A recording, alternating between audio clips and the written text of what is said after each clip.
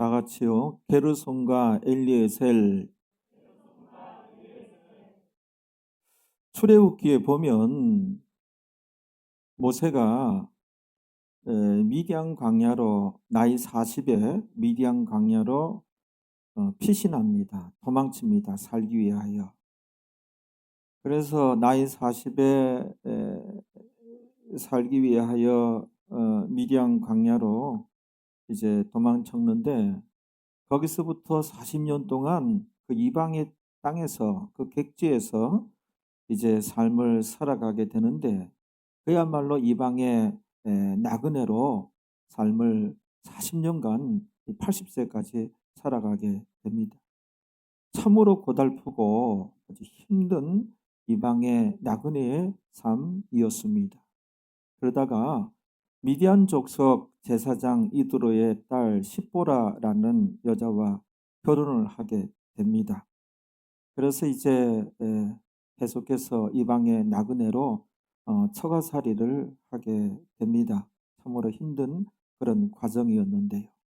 그러다가 두 아들을 얻습니다. 그래서 십보라와 모세 사이에 게르솜이라는 첫째 아들과 그 다음에 엘리에셀이라는 둘째 아들을 얻는데 이 두 아들의 이름의 그 뜻을 이름의 의미가 있어요. 그 의미를 우리가 생각해 보면서 오늘은 은혜를 나누고자 합니다. 자식들의 그 이름에는 그 아버지의 그 사상이라 그럴까, 철학이라 그럴까, 관심사, 또 희망사항 이런 것이 투영이 돼요. 창세기 5장에 보면 에녹이 65세에 아들을 얻어요. 무도셀라라는 아들을 얻는데 이거는 이제 뜻이 하나님이 심판하신다라는 뜻이에요. 그래서 그 아들에게 무도셀라라는 그 이름을 지어줬는데 하나님의 심판이 있으니 그 심판을 너는 의식하면서 거룩하게 살아라 그런 의미입니다. 아들 이름이 무드셀라 이렇게 되어진 것은. 근데 사실은 정말 하나님의 심판을 의식하고 그렇게 거룩하게 살려고 힘썼던 그래서 여호와와 동행하였더니 에녹이 그랬거든요. 에녹이 사실 에녹의 그런 가치관 그런 관심사가 그 아들 이름에 이렇게 투영이 되고 반영이 되었던 거예요. 게르솜과 그 엘리에셀도 마찬가지예요. 게르솜의 그 뜻이 이방의 나그네라는 뜻이에요. 그래서 모세의 삶이 그 40년간의 삶이 나그네 삶이었어요. 정말 거기가 객지였고 타관이었고 그 나그네 참 힘들고 고달픈 삶이었지만 그러나 모세에게는 하나님의 도움이 있었다는 거죠. 엘리에셀이 하나님은 나를 돕는 분 그런 뜻이에요. 참 이 게르솜과 엘리에셀 우리 인생도 게르솜이며 엘리에셀이라는 거죠. 우리가 살고 있는 이 땅은 이 세상은 성경에 보면은 본향이 아니에요. 우리가 결국 정착하여 영원히 계속해서 살 땅이 아니에요. 여기는 지나가는 곳이에요. 그래서 성경에 우리는 나그네요, 행인이요. 여기가 타관 땅이에요. 타관이고 객지예요. 그래서 그런지 참 삶이 어려움이 계속해서 다가와요. 우리 인생살이라고 하는 것이 어려움의 연속이에요. 그래서 그 어려움이 닥쳐오면 지혜를 총동원하고 우리가 그걸 해결하고 극복하고 벗어나기 위해서. 그래서 어렵사리 이제 극복을 하고 나면 얼마 지나면 또 어려움이 다가오고 때로는 그 어려움이 여러 개가 그냥 한꺼번에 그냥 아주 잔뜩 겹쳐서 오기도 하고 참 이게 이제 이 세상이 우리의 본향이 아니라서 그래요. 이제 여긴 객지고 타간 땅이고 낯설고 무설은 우리가 이 지나가는 곳이에요. 성경에서는 너희가 나그네다, 행인이다 그러는 것이죠. 이게 모든 이 세상 사람들에게 적용이 되어지는 것이고 근데 우리는 뭐예요? 그러나 엘리에셀 하나님이 우리와 함께 계신다는 것이죠. 하나님의 도움이 있는 인생이 이제 구원 얻은 신자들입니다. 할렐루야. 여러분, 우리가 게르솜이지만 이제 엘리에셀도 되어 하나님의 도움이 있습니다. 그 하나님은 참으로 자비롭고 은혜로운 분이십니다. 할렐루야. 우리 사람은 강한 것 같지만 자기 자신이 알 거예요. 자기 자신이 강하지 않다는 것을. 우리 사람은 상당히 지혜로운 것처럼 보이지만 사실은 지혜롭지 못하며, 잘난 것처럼 보이지만 사실은 잘난 것 하나도 없는 인생이란 것, 잘난 척하고 그런 사람들 지 자신이 더 잘 알 거예요. 속으로는 잘난 것 하나도 없다 이렇게 생각하는 사람들이 많아요. 허점도 많고 약점도 참 많습니다. 우리가 이제 우리 교회에서 강조하는 늘 깨어 있으라, 올곧게 신앙생활 합시다, 이것도 이제 어느 정도 알고 있는데 내 힘과 내 의지만으로는 잘 안 돼요. 너무너무 부족해요. 깨어 있으라, 깨어 있으라 말씀하셨는데, 근신하고 깨어 있으라 말씀하시는데, 근신하고 깨어 있기가 얼마나 이렇게 힘이 드는지. 그렇지요. 인생살이에 여러 가지 어려움이 있고 문제가 있고 정말 하나님의 도움이 필요한데요. 그래서 기도가 필요한 것입니다.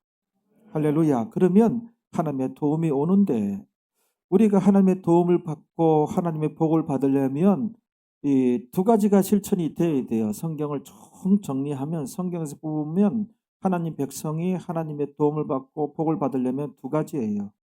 첫째는 기도하라예요. 둘째는 그 기도가 능력 기도 되게 하라예요. 이 두 가지예요. 그래서 오늘 말씀 제목을 게르솜과 엘리에셀로 할까 참 기도하며 고민했는데, 하나는 뭘까요? 하나는 그대의 기도가 능력 기도인가? 이걸로 이제 제목으로 할까? 좀 오늘 본문을 비춰봤을 때 고민하다가, 우리 인생이 게르솜이요 엘리에셀이다. 내 인생을 봤을 때도 참 목사이지만 참 이방의 나그네로 이 행인이기 때문에 참 여러 가지 문제와 어려움이 닥쳐오는구나. 인생살이가 다 그렇구나. 그러나 우리에게는 하나님의 도움이 있구나라는 것을 깨달을 때 우리 인생은 게르솜과 엘리에셀이, 모세가 그랬듯이. 그래서 우리가 하나님의 도움을 받아야 되는데, 복을 받아야 되는데, 복을 받기 위해서는 성경을 이제 통하여 총 정리해 보면 두 가지. 기도하라. 두 번째는 그 기도가 능력 기도 되게 하라, 이에요. 그러면 이제 오늘 본문 말씀으로 들어가 봐야 되겠죠. 오늘 본문 말씀 보시겠습니다. 시편 145편 18절에 하나님 말씀입니다. 이 시간 하나님께서 우리에게 주시는 말씀이에요. 하나님의 음성으로 여러분들 들으셔야 됩니다. 활자화되어 있지만. 자, 그런 의미에서 18절부터 우리 한번 읽어봅니다. 시작.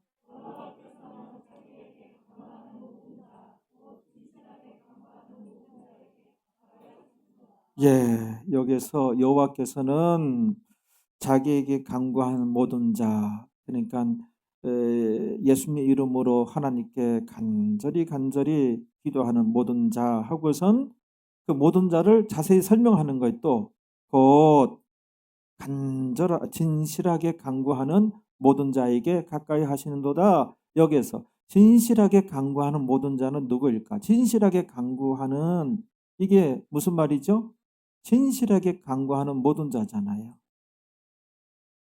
진실하게 간구하는, 이게 진리 안에서 간구하는 모든 자에게 가까이 하시는도다. 여호와께서 이에요. 진실하게 간구하는, 진리 안에서 간구하는, 간절히 기도하는 누구예요?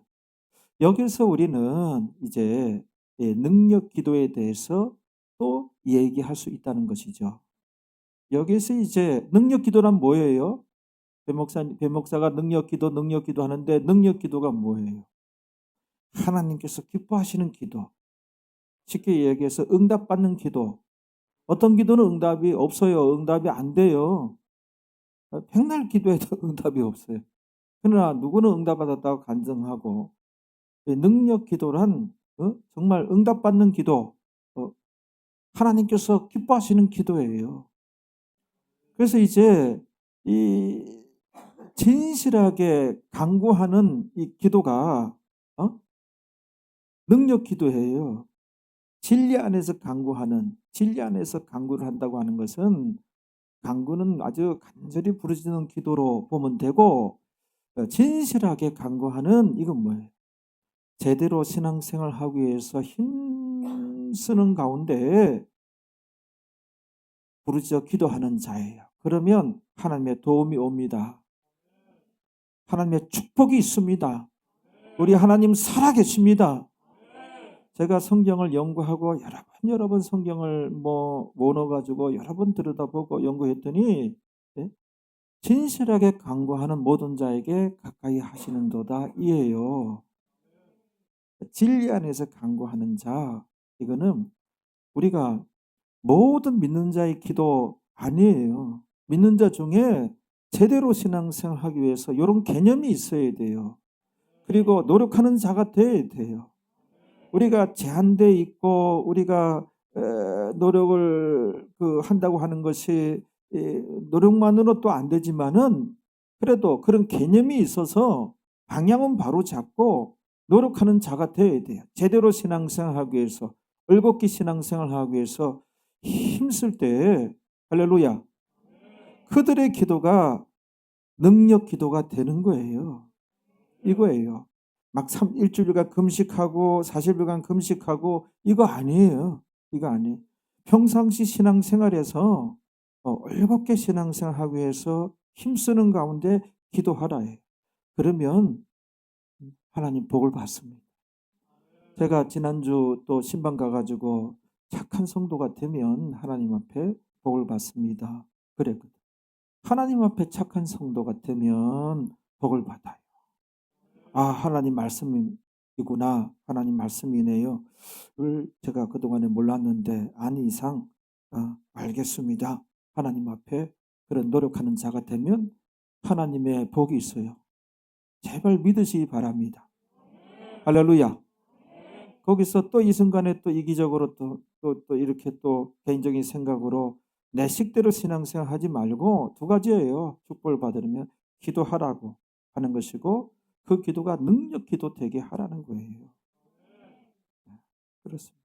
그 다음에 19절도 마찬가지예요. 그 다음 절, 오늘 본문 그 다음 절 봐요. 저는 하면 띄워봐요. 저는 하나님이죠. 하나님은 자기를 경외하는 자의 소원을 이루시며, 여기도 보세요. 자기를 경외하는 자의 믿는 자 중에 예수 믿으면 경외하는 자입니다. 이러면 안 돼요. 이래버려요. 그렇지 않아요. 예수 믿는 자 중에 경외하는 자가 따로 있어요. 이 경외한다고 하는 것도 뭐예요? 거룩한 두려움이에요. 두려움. 하나님은 우리의 경배의 대상이고 늘 얘기하지만 우리의 신이에요.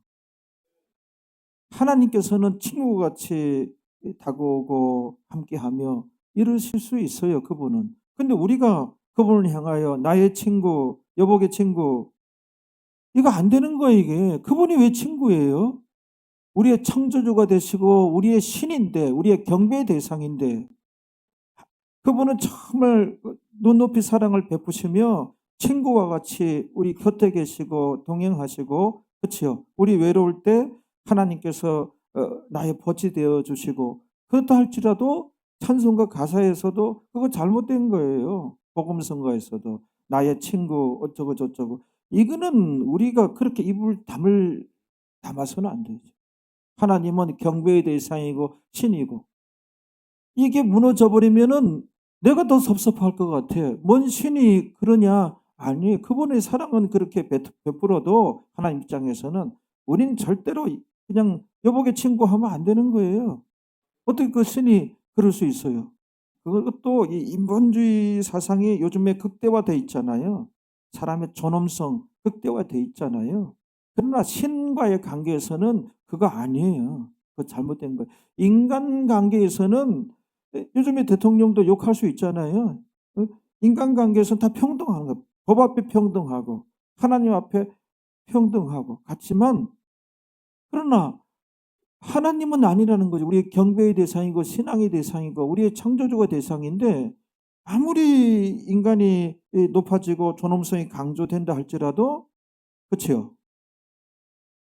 여복의 친구 이거 안 돼. 친구 같은 뭐 예수님 친구 같은 이건 아니라는 것이죠. 그런 복음성과 가사도 잘못된 거. 그거는 선을 넘은 거예요. 날이 넘어간 거예요. 우리가 날을 갈 때에 양쪽 요쪽 가고 요쪽 가고 딱 잘 갈아야 돼. 이 한쪽으로 잘못 가면 날이 저쪽으로 넘어가. 중심을 잡아야 된다. 여기서도 보면은 하나님은 자기를 경외하는 자의 거룩한 두려움이에요. 거룩한 두려움. 진짜 당신은 하나님 앞에 거룩한 두려움이 있는가? 그게 경외예요. 경외심. 호랑이 사자 무서워하는 거 다른 좀 떨리는 그런 두려움, 신 앞에는. 이게 정상이에요. 사랑의 하나님을 너무 강조해가지고 툭 하면 왜 그래? 율법이야. 그거는 신앙 자체를 무너뜨리는 망령된 소리예요. 망령된 소리예요. 너무 무식한 소리들이란 말이에요. 지금 그런 식으로 이제 간단 말이에요. 그게 잘못됐다는 거예요. 그래서 경외심이 있느냐, 그게 진짜냐 가짜냐 그런 거죠. 경외하는 자의 우리가 믿읍시다. 하나님 말씀입니다. 그래서 믿는 김에 믿으려면은 거룩한 두려움이 있어야 돼. 하나님 말씀인데 내가 순종하지 못하고 있으니 어찌할꼬. 참 이 하나님 앞에 참 하나님 제가 참 못났지요. 이렇게 하나님 이렇게 실천이 안 되네요. 참 부끄럽습니다. 하나님. 저를 좀 도와주세요. 하나님. 성령님 저를 사로잡아서 하나님 말씀 잘 순종하는 진정한 착한 주의 백성 되게 하옵소서. 도와주소서. 눈물 흘려서 기도하면 이런 이제 경건의 모습들이, 그렇죠?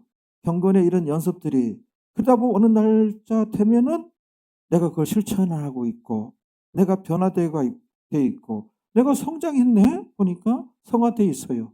이런 면면들이 있어야 이게 이 땅에 80평생 90평생 신앙생활 하는 것이지, 전혀 그런 성화 성장은 관심도 없고 아무것도 없으면서 그냥 앉았다 하면 도와달라 하고 그럴 게 아니라는 것이죠. 그래서 여기서도 보면은 자기를 경외하는 자의 소원을 이루시며 믿읍시다. 여러분들 소원이 있잖아요. 여호와를 경외하는 자가 되는 가운데 소원이 이루어지도록 기도하세요. 그럼 소원을 이루어지는 거예요. 그 다음에 우리가 사변신앙은 이건 신앙도 아니다 그랬어요. 사변신앙이 뭐예요? 사변신앙이. 지금 집안에 내 인생에 난리가 난 거예요. 6.25 사변이 생긴 거예요. 그때만 와서 그냥 철야 시간이 오고 부르짖어 기도하고, 이거는 맨 밑바닥 유아 단계의 신앙이에요. 거기서 벗어나시라는 것이죠. 평상시에도 금요 철야가 아니라 금요 심야 기도에 다 나오세요. 나와야 돼요. 나와서 그 1시간 기도하는 것이 얼마나 감사하고 마음에 기쁨이 충만해요. 요즘에는 성경을 이제 통독하는데 그것도 참 밋밋할 줄 알았는데 참 이게 마음에 그렇게 기뻐요. 그래서 이제 신약만 연말까지 읽고 나머지 구약은 각자 가정에서 읽어라 그랬는데 지난 금요일부터 좀 변경이 됐어요.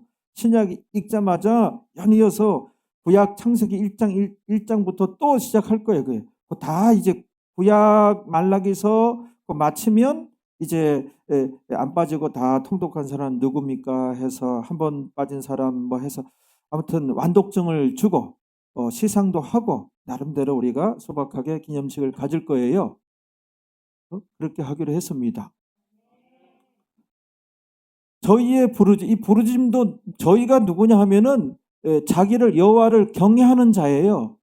그의 부르짖음에 들으사 구원하시리로다. 이 구원은 이제 영혼 구원이 아니라 어떤 경제적인 고통으로부터 구원, 또 어떤 질병으로부터 치료, 그치? 어려움으로부터 구원, 그걸 의미하는 거예요. 그렇죠? 이 세상에서의 하나님 도움과 축복을 의미하는 거예요. 요걸 조금만 들여다보면은 그냥 이럴 것이 아니라 여호와를 경외하는 자의 부르짖음을 들으셔야 해요. 이게 이래야 능력 기도, 하나님께서 응답하시는 기도, 응답이 있습니다. 응답이 있어요. 이래 가면서 우리가 부르짖어 기도 한번 해봅시다. 그래야 돼요. 그 다음에 20절에도 보면은 뭐예요? 읽어봐요. 시작. 여기서도 보세요. 여호와께서 자기를 사랑하는 자는 다 보호하시고, 여호와께서 여호와를 사랑하는 자는 다 보호하시고 해요. 자기를 사랑하는 자라니까요. 여기서도. 그러면은 여호와를 사랑하는 자는 좀 신앙생활을 하는 자들 중에서 그냥 왔다리 갔다리 하는 게 아니라 개념 있는 성도를 의미하잖아요. 이런 개념 있는 성도가 되자는 것이죠. 지금 이 마지막 때 이런 개념 있는 성도가 되면 정말 이 영적인 광채가 나는 성도가 된 거예요. 하나님께서 기뻐하시는 성도가 된 거예요. 그냥 왔다리 갔다리 이렇게 평생 신앙생활 할 거예요? 그거 아니란 말이에요. 대부분 기독교인들이 그런단 말이에요. 제발 고집 좀 꺾고 이런 말씀 앞에 아멘하고, 한두 구절이 아니에요. 성경은 우리가 구원 얻게 된 거는 하나님께서 100% 다가온 것이다. 구원 얻게 됐잖아요. 이거는 우리 재주로 안 돼. 이거는 은혜 아니고는 구원 얻을 수가 없어요. 잘나도 돈 생명 갖다 바쳐도 평생 구제하는 삶을 살아도 구원 얻는 게 아니에요. 그런 거로 해서 다 하나님께 택하여서 선물을 줘서 이제 믿음 선물 받고 보니 믿어지니 구원 얻은 거예요. 구원 얻은 이후에는 우리가 하나님을 향하여 나아가야 돼요. 나아가요. 왜 기도라고 해야 되는가 하면은 하나님께서 100% 다가온 은혜 언약에는 그 기도가 거기가 아니에요. 은혜 언약, 그 기도는 뭐예요? 행위 언약이에요. 우리가 멸바자국에도 얼마간이라도 가야, 물론 하나님이 거의 요번에도 행위 언약도 거의 다가오는 거예요. 다가오는 거예요. 우리가 하나님 향하여 나아가는 게 바로 기도예요. 기도. 기도가 행위 언약 쪽 그 말씀이란 말이에요. 그래서 기도라고 하는 것을 꼭 해야 돼요. 하실 때 그대의 기도가 능력 기도가 되고 있는가? 능력 기도가, 그대의 기도가 능력 기도가 되고 있는가? 하나님께서 기뻐하시는 기도가 있어요. 응답받는 기도가 있어요. 그 기뻐하시는 기도가 되고 있는가? 많은 걸 요구하지 않아요. 우리가 개념 있는 성도가 되어야 돼요. 여호와를 경외하는 자가 되어야 돼요. 올곧게 신앙생활하기 위해서 개념이 있고 힘써야 돼요. 이게 잘 안 돼요. 실천 파트에 가서는 참 잘 안 돼요. 이게 저도 이제 실천하는 가운데 있는데 잘 안 돼요. 잘 안 된다는 그 전제 앞에 포기해야 된다는 명분 갖다 들이댈 거예요? 요즘에 그러잖아요. 안 돼. 사람이 안 돼. 다 은혜로 되는 거예요. 현혹시키는 거예요. 속이는 거예요. 속이는 거예요. 속이는 거예요, 그거. 우리 구원을 얻는 게 그게 은혜예요. 그거는 우리 재주로 안 돼. 그거는 하나님 택해야 되는 것이지. 그 다음에 우리한테, 여러분들 앞에 주의 정을 하나님이 세워주시고, 그 다음에 성경책을 들려주시고, 교회란 데를 하나님이 세워주셔서 다니게 하시고, 하나님이 괜히 이랬겠어요? 이거 괜히 헛짓하는 게 아니에요. 변화를 받고 우리의 삶이 있는 거예요. 알겠죠? 세상 인본주의, 그건 어디까지 왔냐면은 나에게, 인간이 이만큼 나에게 특별한 그런 규정과 규례를 세울 수 있는 존재 없다는 게 그게 궁극적인 그 지향점이에요. 그 음악 뭐죠? 뉴에이지 그 음악이 고경지예요. 결국은 사람이 신이다. 이 인본주의가 요즘 세상에 이제 가면은 사람이 신의 위치에 이제 놓이게 되는 거예요. 결국은 신의 자리에. 그만큼 존귀하고 너무 존엄성이 강조가 되고 있거든요. 그 단계로 현재도 사람이 중심인 사람이 신이에요. 사람이 특별히 나한테 어떤 규범을 제정하고 그런 존재 없다는 거예요. 우리 구원 얻은 자들은 아니에요. 하나님이 계시니 그분은 나의 가치관과 나의 그 어떤 철학과 그분에서 기인된다. 그분이 있다. 나에게 규범을 세우는 그분이 있다. 그게 신앙이네. 그게 신앙이에요. 그분을 인정해야 신앙이 되는 것이지. 그분이 주인이 되시며 20절에 읽어봐요. 시작. 자기를 사랑하는 자는 다 보호하시고 악인은 다 멸하시리로다. 그러네요. 자기를 사랑하는 자, 자기를 사랑하는 자, 자기를 사랑하는 자는. 그러면 여호와를 사랑하는 자는 누구냐? 믿는 자는 여호와를 다 사랑하죠. 이래버린단 말이에요. 이거 아니라니까. 그 중에 여호와를 사랑하는 자는 따로 있어요. 여호와를 사랑하는 자. 나를 사랑하는 자들이 나의 사랑을 입으며 그랬잖아요. 잠언 8장 17절 같은 경우도 한번 띄워보세요. 보세요. 나를 사랑하는 자들이, 이게 하나님이에요. 하나님을 사랑하는 자들이 나의 사랑을 입으며 그러잖아요. 우리가 이제는 하나님을 사랑해야 돼요. 우리가 하나님을 사랑한다고 하는 것은 하나님 말씀을 가지고 지키는 자라야 나를 사랑하는 자니 성경이 나오잖아요. 딱 떨어지잖아요. 예수님조차도 내가 하나님 말씀을 지켜서 하나님의 사랑을 받은 것 같이 너희도 하나님 말씀을 지키면 하나님의 사랑 안에 거하리로다. 예수님께서 그런 말씀을 하셨어요. 여러 번 거듭해서 말씀을 다 하셨단 말이에요. 이런 거는 그냥 아주 그냥 듣지도 않고 그냥 무조건 도와달라고, 무조건 도와준다고 자세히 안 들여다보고 그렇게 그냥 현혹을 시키고 있어요. 목사들이 속이고 있는 거예요. 그러니까는 요즘 기독교인들이 어떤 삶이 없는 거예요. 어떤 빛이 되지 못하고 소금이 되지 못하는 거예요. 점점 기독교가 결국은 사고로 들어가는 거예요. 쪼그라드는 거예요. 목사들이 그 짓을 한 거예요. 목사들이. 너무나 편한 종교, 그냥 다니기만 하면 그냥 횡재하는 종교, 이러니 그게 아니거든요. 그렇게 만들어버렸어요.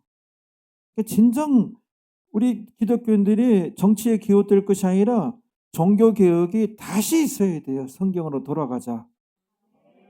근데 목사님들, 어느 총회장님들 보면 성경으로 돌아가자 해서 자세히 보면은 성경에 대해서는 깡통이야, 깡통. 어디서 주워 들은 것은 있어서 그냥 성경으로 돌아가자, 본질로 돌아가자. 그럼 기독교 본질이 당신 뭔지 아냐고. 알지도 못해. 그냥 구호만 어떻게 그냥 그럴싸해. 그냥 몰라. 나를 사랑하는 자들이 나의 사랑을 입으며, 그래서 분명히 이런 말씀을, 우리가 하나님 사랑 받기를 원하잖아요. 나를 사랑하는 자들이 사랑을 입는데요. 그 다음에 나를, 하나님을 간절히 찾는 자가 나를 만날 것이니라. 부르짖어 기도해야 되겠죠? 심야 기도에는 웬만하면 다 나오세요. 1시간씩 기도하고 성경 통독하고 그 생활화 돼야 돼요. 생활화. 주일 예배만 생활화가 아니라 하루에 일정량의 기도 시간이 있어야 되거든요. 우리 믿음의 선진들은 다 그랬거든요. 사변신앙은 맨 아래 유아 단계야. 사변신앙은 유아 단계. 이 유아 단계에 머물고 있으면은 오늘 말씀이 무겁네. 툭 하면 무겁다 그러고 저런 거 어떻게 지켜? 그게 현대 신앙인들이 유아 단계라서 말씀이 무겁다 그러는 거예요. 어린 유아들이 무거운 걸 못 돌잖아요. 다 무거운 거예요. 걔네들한테는. 유아 단계, 그 사람들은 신앙의 유아 단계의 특징은 도통 분별력이 없다는 거예요. 이게 성화 성장해야 하나님이 분별력을 주는 거거든요. 이게 마귀의 길인지 하나님의 길인지 자기 생각 수준이에요. 유치찬란하죠. 우리가 볼 때는. 유아 단계, 현재 다 유아 단계, 아니면 중병에 걸렸든지, 중병에. 진짜 암 환자들 신방 가보면은 숟가락도 못 들어, 숟가락. 다 호소를 해서 하고 누가 먹여줘야 되고, 중병에 걸린 자들은 몸을 이렇게 세워주도 못하잖아요. 이 간호사가, 이제 그 간호인이 이렇게 세워줘야 되고, 이렇게. 그러니까 왜 말씀에 대해서 툭 한번 가르치면 무겁다 그러고, 툭 하면 뭐 율법주의가 뭔데? 말씀 지켜서 율법을 지켜서 구원 얻는다고 생각하는 사람들이 그 율법주의자인데 믿음으로 구원 얻는다고 하잖아요. 그 다음에 하나님 백성들이 지키라고 말씀을 주셨는데 성경책 달랑달랑 들고만 다니라고 준 거예요. 그 말씀 안을 들여다봐야 될 거니 안을 들여다봐야 될 거니. 그래서 일어나야 할 것이 제2의 종교개혁이라니까요. 종교개혁. 뭐 한두 군데가 아니라면 하나님께 축복이 있고 도움이 있어요. 근데 누구와 가까이 하시는도다 간절하게 간구하는 모든 자에. 그러면 모든 자에. 그게 이제 능력 기도를 기도하는 모든 자에게 여호와께서는 가까이 하신도다. 믿으시기 바랍니다. 하나님 말씀입니다. 이런 말씀들을 믿고 하면 우리가 이제 세상에서 어떤 빛이 되고 작은 빛이 되고 또 소금이 되고 우리 기독교인들이 우리 믿음의 선진들이 이래 왔거든요. 이런 신앙생활이 있었거든요. 근데 요즘은 왜 없느냐? 없느냐?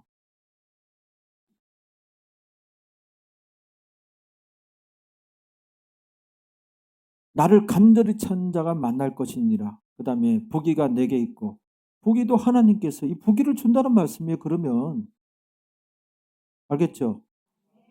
장관 재물도 내게 있고 의도 그러하니라. 이게 다 있는 거예요. 이런 은혜를 받으려면은 사랑하는 자가 되고 간절히 찾는 자가 되라는 말씀입니다.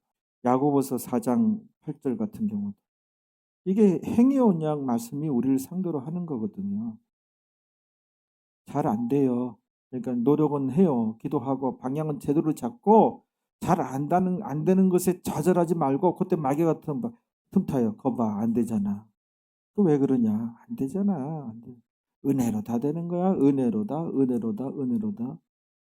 우리가 노력해도 하나님께 얻은 것이 있으면 그건 물론 은혜예요. 근데 그 과정에 우리의 어떤 결단과 노력과 이게 있어야 되는 거예요.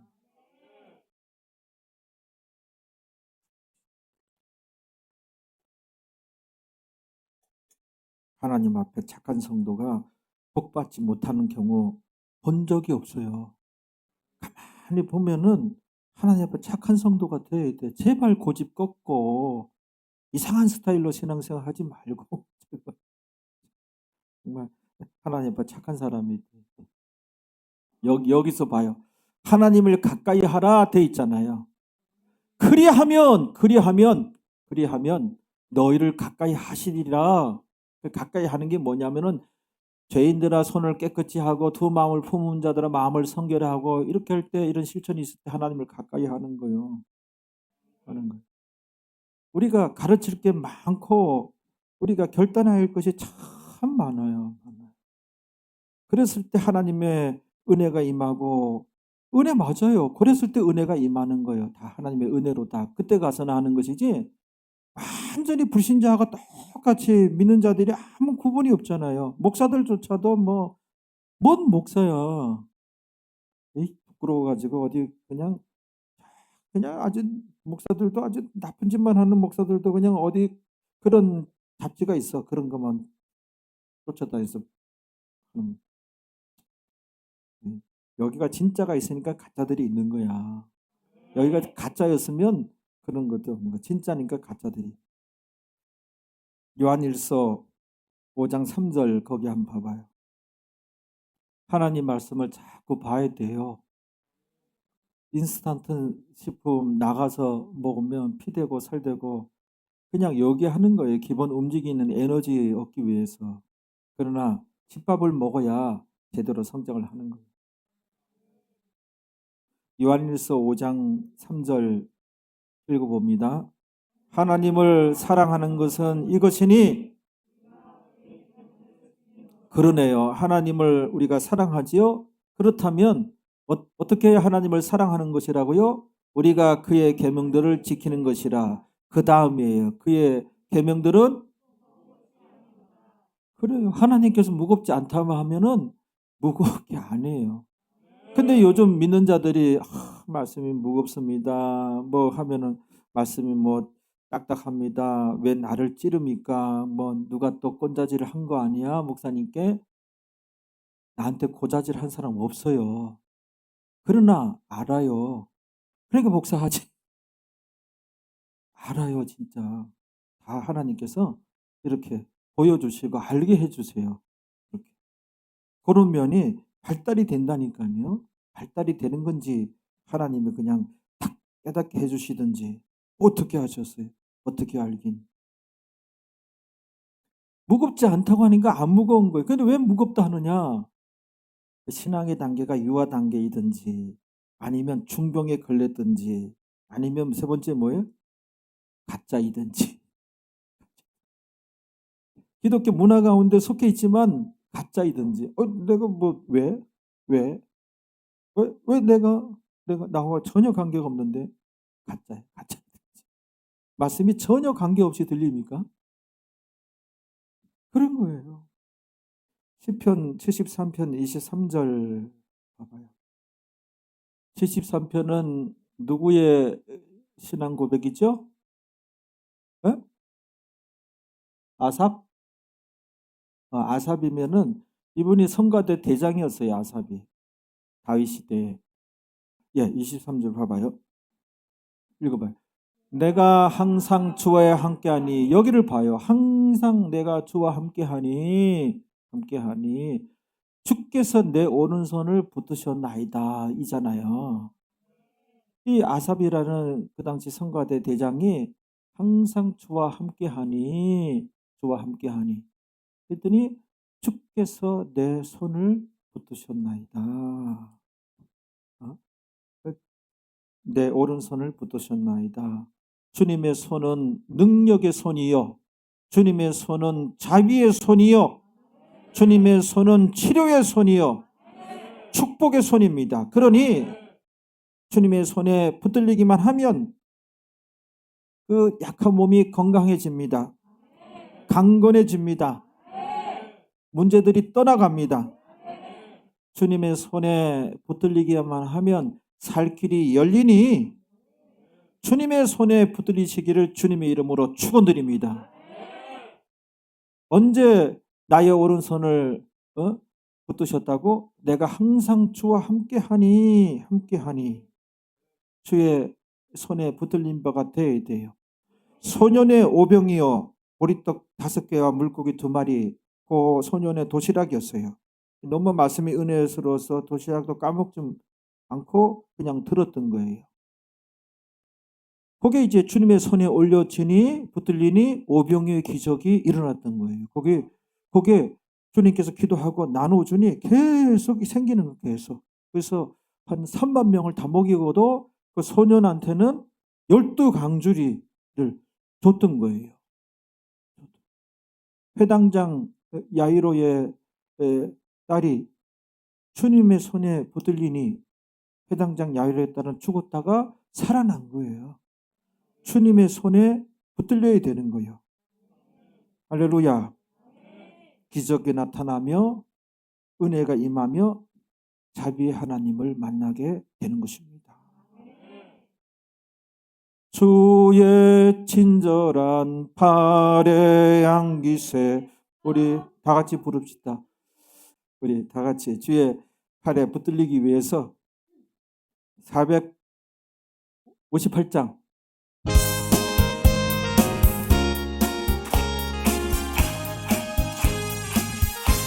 1절만 주의 친절한 팔의 향기세 우리 마음이 평안하리니 항상 기쁘고